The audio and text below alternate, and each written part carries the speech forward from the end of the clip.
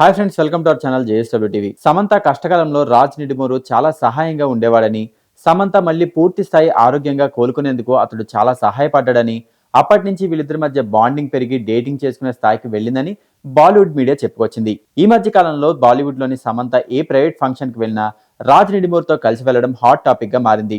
మరో విశేషం ఏంటంటే సమంత రూమర్స్ పై చాలా గట్టిగా స్పందిస్తోంది. అలాంటి సందర్భాలు గతంలో చాలానే ఉన్నాయి. కానీ నేషనల్ లెవెల్లో ఆమె డేటింగ్ గురించి ఈ రేంజ్ కథనాలు ప్రచురితం అవుతుంటే ఆమె నుంచి ఇప్పటి వరకు ఎలాంటి రియాక్షన్ లేదు. అంటే ఇది నిజమైన వార్త అన్నమాట అని అభిమానులు సైతం ఫిక్స్ అయిపోతున్నారు.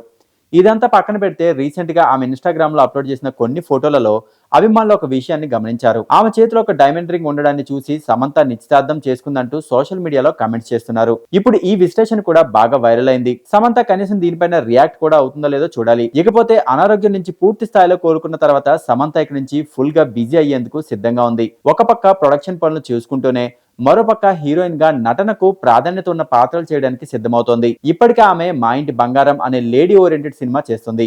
ఈ సినిమా తర్వాత ఆమె రామ్ చరణ్ సుకుమార్ సినిమాలో హీరోయిన్ గా నటించే ఛాన్స్ ఉంటుందని అంటున్నారు.